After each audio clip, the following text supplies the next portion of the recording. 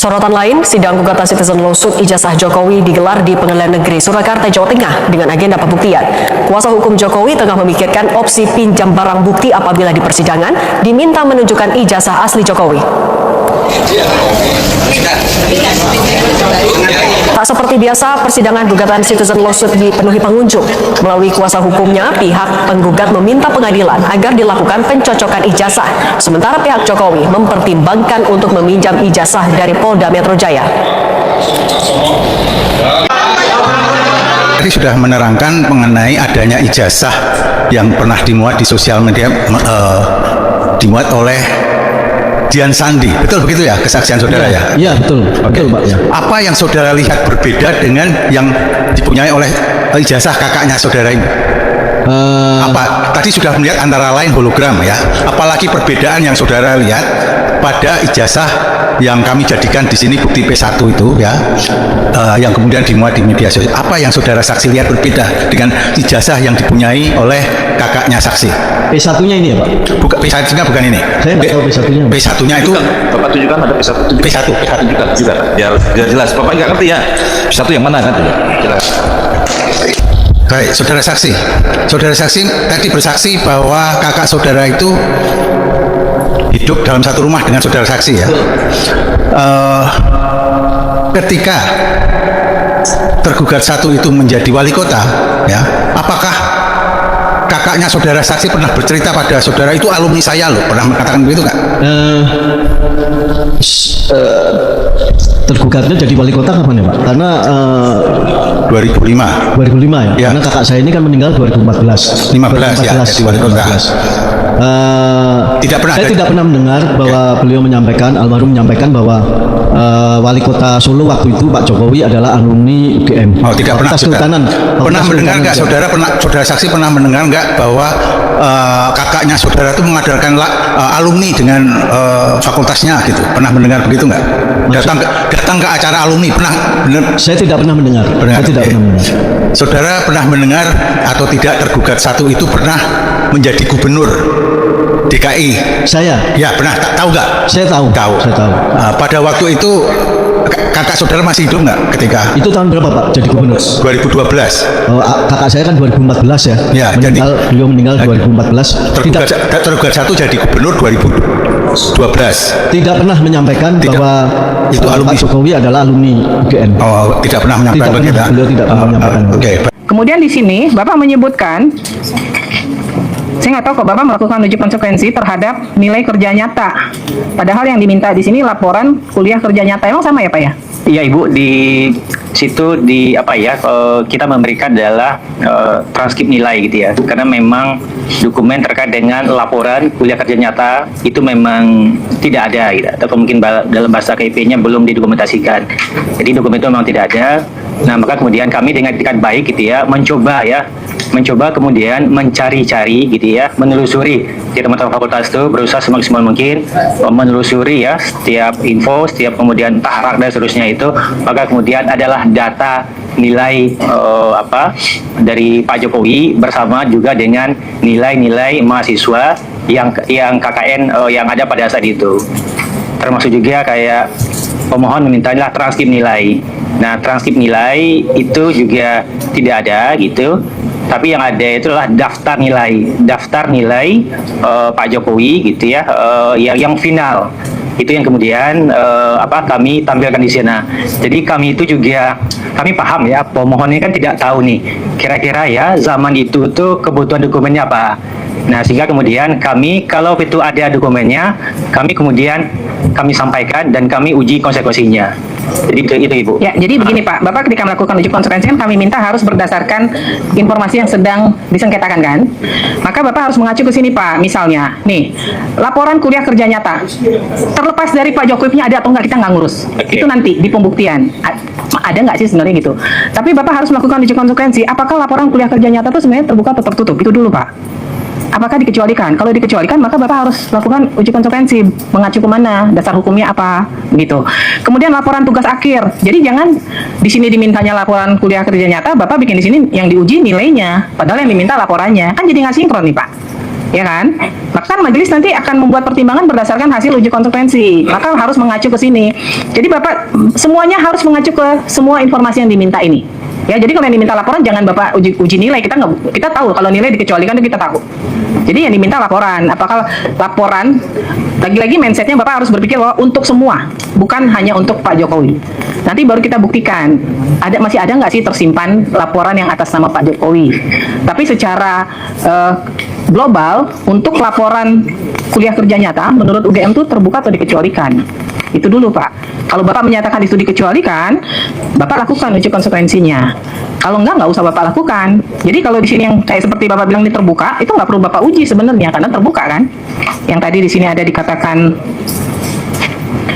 laporan tugas akhir tidak dikecualikan. Berarti Bapak nggak perlu lakukan uji konsekuensi. Uji konsekuensi itu hanya untuk informasi yang menurut UGM adalah masuk kategori rahasia. Itu yang harus Bapak uji konsekuensi. Begitu.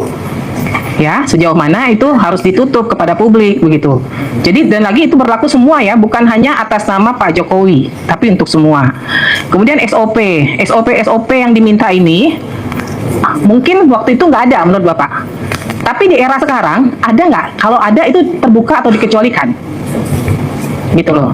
Kalau nggak ada ya Bapak nggak perlu lakukan uji konsekuensi karena memang nggak ada, tidak pernah ada di UGM begitu. Begitu ya Pak ya? Baik, gimana? Silakan. Ketua Majelis ya. Nanti untuk SOP itu kita tidak akan perlu masukkan karena memang saat itu tidak ada SOP, hanya ada buku petunjuk. Betul. Itu buku petunjuk kami sampaikan karena bentuk itikat baik kami. Oke. Di situ kurang lebih mirip-mirip dengan apa yang dimintakan oleh dari pemohon. Adalah SOP di situ ya? Iya. Iya. Nah itu terbuka atau tertutup Pak? Terbuka. Terbuka ya, berarti nggak perlu diuji kan? Baik. Ya, nah nanti dicek ulang lagi apa ya? Ini harus disesuaikan karena ini hasil uji konsekuensinya nggak sesuai sama sekali nih, ya. Izin Ketua Majelis, Ya. mohon penegasan yang kami uji konsekuensikan itu dokumen yang dimintakan oleh pemohon secara rigid dengan atas nama Bapak Joko Widodo atau secara global. Jadi Mohon pertama Bapak penjelasannya. melakukan secara global dulu. Secara global nanti baru di pertimbangannya Bapak menyebutkan yang atas nama Pak Jokowi, misalnya sekarang logikanya gini aja Pak, kalau dikecualikan, mau itu sedang dalam proses hukum atau apapun, dia tetap dikecualikan, kan begitu. Tapi kalau dia sebenarnya terbuka, kemudian saat ini sedang dalam proses pengadilan sehingga nggak bisa diberikan, itu sebenarnya nggak perlu dilakukan uji konsekuensi, karena mengacu ke pasal 17, dia dikecualikan, kan begitu. Yang Bapak lakukan uji konsekuensi adalah ketika siapapun yang meminta, UGM akan menyatakan itu dikecualikan, siapapun. Nah, kalau yang terkait ijazah Pak Jokowi bahwa sekarang sedang dalam proses peradilan, Bapak Ibu tinggal mengacu ke pasal 17, ya kan? Bahwa di situ dengan jelas disebutkan masih dalam proses peradilan menjadi informasi dikecualikan. Nah, tapi kami sedang mendalami lagi dari UGM karena yang menjadi para pihak kan bukan UGM nih. Para pihaknya adalah orang lain, hanya dokumennya sedang dipinjam dalam tanda kutip dipinjam oleh Mabes Polri atau oleh Polda Metro Jaya dalam kasus sengketa yang lain, ya kan? Kan para pihaknya bukan UGM kan? UGM nggak jadi para pihak kan di sengketanya Polda Metro kan? Ya. Ya, jadi secara global dulu bahwa nilai KKN apakah secara global menjadi informasi yang terbuka atau tertutup? Kalau tertutup silahkan lakukan uji konsekuensi. Kemudian nanti baru di dalam persidangan baru kita nanti akan gali. Nah, kalau terkait ijazah Pak Jokowi atau terkait nilai KKN Pak Jokowi ini ada atau enggak? Gitu. Ya. Baik, terima kasih Gitu ya. Ketua Majelis. Dan itu sukses. Majelis yang kurang benar, tidak benar diganti. Satu, kemenangan rakyat. Kemenangan rakyat kedua adalah bahwa Jokowi terpaksa harus nanda tangan. Itu kemenangan rakyat, memaksa Jokowi. Itu tanda tangan basah, ya. Yang ketiga, kemenangan rakyat di depan kita akan terbukti ijazahnya palsu. Saya alumnus UGM ya. Dari putusan-putusan KIP ini ada beberapa makna penting yang menurut saya. Yang pertama adalah UGM, Universitas alma mater saya yang saya banggakan, sudah divonis memang bersalah bahwa dia selama ini melaksanakan azas yang tertutup. Sebenarnya kalau UGM memaknai demokrasi itu apa sih? Keterbukaan. tidak perlu kita berdebat di sini karena Undang-Undang Keterbukaan Informasi Publik sudah jelas bahwa ijazah yang menyangkut pejabat publik itu harus terbuka untuk umum, dan ini sudah ditegaskan oleh Majelis Hakim bahwa terkait ijazah Joko Widodo itu terbuka untuk umum. Lalu yang kedua, dengan dikeluarkannya putusan mulai dari beberapa putusan itu sampai putusan hari ini, seorang Joko Widodo yang mengatakan dirinya lulusan UGM, dia langsung terbuka aja untuk publik, dia tunjukkan karena memang sudah diperintahkan. Selama ini dia mengatakan itu rahasia pribadi apa segala macam. Joko Widodo sendiri sebenarnya harus tunjukkan, dia minta kepada Polda, Pak, ini lembaga KIP sudah mengatakan bahwa memang ini terbuka untuk publik, tidak usah dilanjutkan Pak, mana ijazahnya, saya tunjukkan ya. Dengan tidak ditunjukkan sampai hari ini ya, dan ada pengecualian tadi dalam putusan KIP bahwa itu ada di bawah penguasaan Polda Metro karena itu diproses hukum, itu kami menduga keras bahwa memang ijazah Joko Widodo itu palsu. Kan ada proses pemeriksaan, kami menghadirkan saksi seperti Mas Roy Suryo dan Bu Dr. Tifa. Dia tidak hanya datang sekali, ketika lawan membuktikan ijazah, saya minta mereka boleh lagi hadir. Ini kan tidak pernah terjadi di peradilan kita, maka saya ingin yang seperti itulah yang saya inginkan, yang namanya cross examination, dan itulah yang diajarkan oleh undang-undang baru kita. Yang punya kewenangan apakah Polda Metro berkenan atau tidak untuk memberikan kesempatan kepada kami selaku kuasa hukum Pak Jokowi untuk pinjam terhadap alat bukti yang saat ini dijadikan barang bukti oleh penyidik pejabat Polri. Yang saya maknai dari putusan-putusan KIP ini adalah sebenarnya dengan dikeluarkannya putusan mulai dari beberapa putusan itu sampai putusan hari ini, seorang Joko Widodo yang mengatakan dirinya lulusan UGM, dia langsung terbuka aja untuk publik, dia tunjukkan karena memang sudah diperintahkan. Selama ini dia mengatakan itu rahasia pribadi apa segala macam. Joko Widodo sendiri sebenarnya harus tunjukkan, dia minta kepada Polda, Pak, ini lembaga KIP sudah mengatakan bahwa memang ini terbuka untuk publik, tidak usah dilanjutkan Pak, mana ijazahnya, saya tunjukkan ya. Dengan tidak ditunjukkan sampai hari ini ya, dan ada pengecualian tadi dalam putusan KIP bahwa itu ada di bawah penguasaan Polda Metro karena itu diproses hukum, itu kami menduga keras bahwa memang ijazah Joko Widodo itu palsu. Ya. Ijazah dia tidak punya ijazah asli. Kami menduga keras. Nah, kalau punya ijazah asli, karena selama ini dia berlindung bahwa itu adalah dokumen pribadi yang tidak boleh diketahui oleh publik. Dengan adanya putusan ini dia langsung keluarkan. Saya tunjukkan ke publik.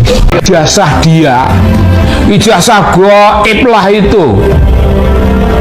Ijazah itu gaib, nggak ada kira-kira nggak ada, sama goibnya dengan ijazah bapaknya. Bapaknya bohong tentang ijazah, anaknya juga mau bohong tentang ijazah. Bung, ini kalau dituntut itu berapa triliun itu oleh Pak Falal itu. Pak Falal itu menuntut sekian triliun, dan duit itu bukan untuk Pak Falal, duit itu harus dimasukkan kembali ke negara. Ke negara itu artinya itu duitnya rakyat. Wah, itu keren Bung, dituntut. Dan kalau itu akan terbukti, insya Allah dia terbukti, diseretlah keluar dari kantornya. Apa maksudnya? Yaitu kata lengser, Bung, dilengserkan. Bukan lengser karena sudah sampai waktunya, tapi dilengserkan, dibikin lengser, dibikin tidak relevan sama sekali, karena sekarang pun dia sudah tidak relevan. Ngaku-ngaku ini Bung, ngaku-ngaku sekolah di Santo Yusuf, itu sekolah elit yang tidak mungkin. Dia main di halaman sekolah itu pun mungkin diusir diusir sama murid-murid di situ. Siapa kau? Siapa kau? Kok kau ada di sini? Ini sekolahan gue. Lo nggak boleh ikut-ikut sini. Lo main di halaman, dong. Mungkin digusur lah sama orang-orang. Mana bisa ngaku-ngaku kayak begitu. Jadi dia bohong tentang itu dan bohong tentang begitu banyak hal yang lain. Bohongnya bohong, Bung, jangan keliru. Saya ingin mengingatkan lagi kepada ada mak-mak yang tidak sudi omongan sama si Samsul. Ada mak-mak, malas, kayak gitu. Bodoh, Bung, wakil presiden republik dibegitukan oleh warga negara, oleh mak-mak, Bung. Ada sebuah pernyataan dari seorang politisi Partai Golkar yang bilang bahwa isu ijazah Gibran ini sulit untuk diselamatkan dan saatnya lempar handuk. Posisi Gibran ini sudah kepepet banget, ya nggak sih? Dan yang paling tidak disangka oleh Gibran adalah ketika seorang menteri, anak buah Presiden Prabowo, ternyata malah membantu sepak terjang Roy Suryo dan kawan-kawan. Hal ini diungkap oleh Roy Suryo dalam konferensi pers setelah pertemuannya di kantor Kementerian Pendidikan Dasar dan Menengah Kemendikdasmen. Jadi Roy Suryo ini menghubungi langsung Menteri Mendikdasmen Abdul Mukti lewat WA yang kemudian direspons oleh Pak Menteri dengan menginstruksikan jajarannya untuk membantu penyediaan data buat Roy Suryo dan kawan-kawan. Sehingga pada hari itu, Roy Suryo bisa langsung bertemu dengan pejabat terkait dan bahkan mendapatkan berbagai data baru. Seperti adanya fotokopi rapor Gibran dari Orchid Park Secondary School kelas 10 dan 11 yang menurut Roy Suryo berbeda tahunnya dengan riwayat pendidikan Gibran yang resmi. Kemudian terkait surat penyetaraan pendidikan SMA Gibran, Roy Suryo menyebutnya sebagai keajaiban dunia ke-9. Antara lain karena bentuk suratnya yang hanya merupakan surat keterangan, bukan surat keputusan. Kemudian salah satu rekan Roy Suryo, Rismon Sianipar, memberikan pertanyaan, kalau surat keterangan itu setara dengan ijazah SMA, bisa nggak kita pakai untuk melamar pekerjaan? Yang dijawab tidak oleh para hadirin di sana. Pihak Roy Suryo mendesak Kemendikdasmen untuk membuktikan adanya kajian akademis sebagai dasar diterbitkannya surat keterangan penyetaraan pendidikan SMA Gibran. Jika memang tidak bisa memberikan bukti, ya ditarik atau dicabut saja surat itu oleh pihak kementerian. Jika surat itu ditarik, maka proses pemakzulan Gibran menjadi sangat gampang, katanya. Atau Gibran? Ya, halo teman-teman, kembali lagi bersama saya di channel ini. Kita sudah menyaksikan bagaimana cuplikan video yang sangat menarik. Dan teman-teman, sebelum kita bedah lebih dalam isu panas hari ini, jangan lupa untuk berikan komentar kalian dan subscribe channel ini agar teman-teman tidak ketinggalan informasi menarik yang kita sampaikan. Teman-teman, hari ini kita disuguhkan sebuah dinamika politik hukum yang sangat menarik perhatian publik. Ya teman-teman, topik lama yang kembali mencuat dan semakin memanas, kelanjutan persidangan Citizen Law Lawsuit terkait dugaan isap palsu mantan Presiden Joko Widodo. Ya sobat politik, ingatkah kita tentu belum lupa dengan janji terbuka yang disampaikan oleh Bapak Presiden Joko Widodo pada Desember lalu. Ya di mana teman-teman saat itu beliau secara terbuka menyatakan di hadapan media bahwa jika diperintahkan oleh majelis hakim, ya beliau akan hadir langsung dan membawa seluruh ijazah aslinya mulai dari SD, SMP sampai SMA hingga ijazah S1 dari Fakultas Kehutanan UGM. Namun teman-teman, apa yang terjadi dalam persidangan terbaru di PN Solo? Ya, boro-boro membawa tumpukan ijazah asli tersebut. Ya, sosok mantan presiden ke-7 kita itu justru tidak menampakkan batang hidungnya. Ya, bahkan tim kuasa hukum yang mewakilinya pun sama sekali tidak membawa dokumen ijazah asli. Ya, ini melainkan hanya menyerahkan satu bukti berupa salinan atau kopi dari dokumen asli pemindaian atau file scan laporan polisi. Ya ini teman-teman, kekecewaan tidak hanya dirasakan oleh para penggugat, tetapi juga memicu reaksi keras dari netizen dan masyarakat luas, di mana teman-teman pihak Universitas Gadjah Mada UGM yang turut menjadi tergugat pun hanya menunjukkan berkas administrasi di persidangan. Ya mereka tanpa adanya salinan ijazah yang sah yang mereka bawa pada saat itu. Ya teman-teman, hal ini membuat tim hukum penggugat termasuk langkah pembuktian digital forensik yang dikawal oleh Roy Suryo dan rekan-rekan aktivis, ya mereka merasa makin menilai bahwa ada upaya sistematis untuk menutupi kejelasan kasus ini. Ya, sobat politik, banyak kalangan menilai sikap keras kepala untuk tidak hadir dan tidak menunjukkan bukti autentik di depan persidangan ini memberikan presiden atau contoh yang kurang baik bagi publik. Ya, sebagai seorang mantan kepala negara dan negarawan, ya masyarakat juga menuntut satu hal yang sederhana, yaitu kejujuran dan kepatuhan hukum yang transparan agar polemik menahan yang tidak bisa diselesaikan ini secara terang benderang akan terjadi di persidangan. Ya, teman-teman, kritik tajam pun berdatangan, salah satunya mengingatkan kita pada pernyataan politisi Adian Manitupulu yang menyebut bahwa langkah-langkah politik seperti ini menunjukkan watak seseorang politisi murni yang syarat taktik, alih-alih seseorang negarawan yang mengedepankan keterbukaan. Ya, publik ini juga mulai membaca arah jangka panjang dari strategi politik Jokowi yang mulai dari pengundisian figur-figur di berbagai lembaga hukum saat beliau masih menjabat, hingga ambisi menyelenggarakan kekuasaan melalui sang anak Gibran Raka Buming Raka yang jalannya terbuka dan lebar setelah adanya perubahan batasan syarat usia oleh pamannya di Mahkamah Konstitusi. Ya, teman-teman, di sisi lain situasi ini kini juga menjadi ujian berat dan keluhan masyarakat bagi pemerintahan Presiden Prabowo Subianto, di mana publik berharap agar pemerintahan yang baru ini tidak sekedar omon-omon atau memberikan janji manis saja, melainkan benar-benar tegas dalam menegakkan supremasi hukum tanpa pandang bulu serta membersihkan institusi dari oknum-oknum yang hanya atau haus kekuasaan. Ya, sobat politik, semua masyarakat kita hari ini sudah semakin pintar dan kritis dalam membaca arah meta angin politik.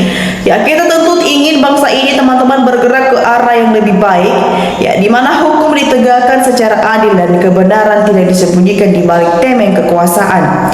Ya, teman-teman semua, bagaimana tanggapan kalian mengenai mangkirnya pembuktian ijazah asli ini di persidangan? Apakah hal ini akan mengerus reputasi politik sang mantan Presiden Joko Widodo ke depannya? Ya, teman-teman, mari kita untuk menulis analisis dan kritis kita secara cerdas di kolom komentar di bawah, karena di sana kita akan berdiskusi bersama. Ya, teman-teman, jangan terlalu ketinggalan informasi dari kita. Jangan lupa untuk klik tombol subscribe dan aktifkan lonceng notifikasi agar selalu mendapatkan notifikasi menarik lainnya dari channel ini. Nah, teman-teman semua, kita melihat juga di kolom komentar di bawah ada banyak tanggapan dari netizen, dan mari kita saksikan bersama, teman-teman, bagaimana perkembangannya. Ya, teman-teman, di sini disampaikan oleh teman kita Fatsmi. Di sini dia berpendapat, teman-teman, usut tuntas agar kebohongan ijazah palsu untuk menjadi pejabat tidak terjadi lagi. Ya, teman-teman, Jamarisong memberikan tanggapannya, kenapa tidak membahas hukuman buat Jokowi, Ofum, dan Kapolda. Ya, teman-teman, kita lanjut di sini juga teman kita Sigma saja. Kebohongan terstruktur dan terencana untuk pegang kekuasaan harus dihukum berat. Teman-teman, kita lanjut di sini juga teman kita untuk Kurniadi, tangkap Jokowi. Ya, Joko Prianto juga memberikan tanggapannya, teman-teman, harus diadili, orang tidak punya malu dan berpengkhianat, mengkhianati 270 juta orang se-Indonesia. Ya, teman-teman, kita lanjut. Surahati memberikan juga tanggapannya, para penganggung pemuja Jokowi ikut tanggung jawab di dekat akhirat. Ya, teman-teman, kita lanjut di sini juga teman kita Reni Nangmangsyari memberikan tanggapannya, adili penjarakan Jokowi dan semua yang terlibat 10 tahun menipu 280 juta rakyat Indonesia, surut Jokowi bayar hutang negara karena emang dia yang bikin utang tersebut. Ya, teman-teman, kita lanjut di sini juga teman kita Edi Sutrisno memberikan tanggapannya, siapapun manusia yang tidak pernah jujur dan suka berbohong baru akan menyesal di akhir hidupnya. Teman-teman, kita lanjut di sini juga teman kita Umar Raya memberikan tanggapan, dosa apa negara Indonesia ini kok punya pemimpin pembohong seperti itu. Ya, teman-teman, kita lanjut di sini juga teman kita Dadi. Di sini dia berpendapat, teman-teman, seret paksa Jokowi kalau dia nggak datang ke pengadilan.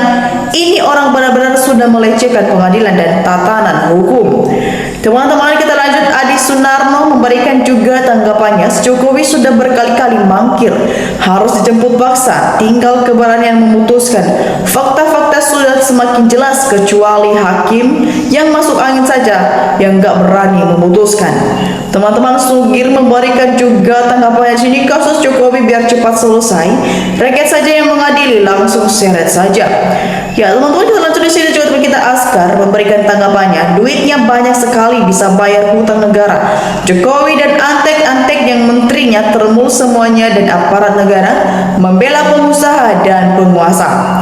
Ya teman-teman, kita lanjut di sini juga teman kita Suhar Telina memberikan tanggapannya, kalau terbukti palsu cabut semua fasilitas yang sudah diberikan para penipu, tangkap semua yang mendukung kepalsuan. Nah teman-teman semua, bagaimana tanggapan kalian mengenai isu polemik ini? Jangan lupa untuk berikan analisis kalian di kolom komentar di bawah, dan saya pamit undur diri, sampai jumpa di video berikutnya yang tak kalah menarik. Salam NKRI, harga mati.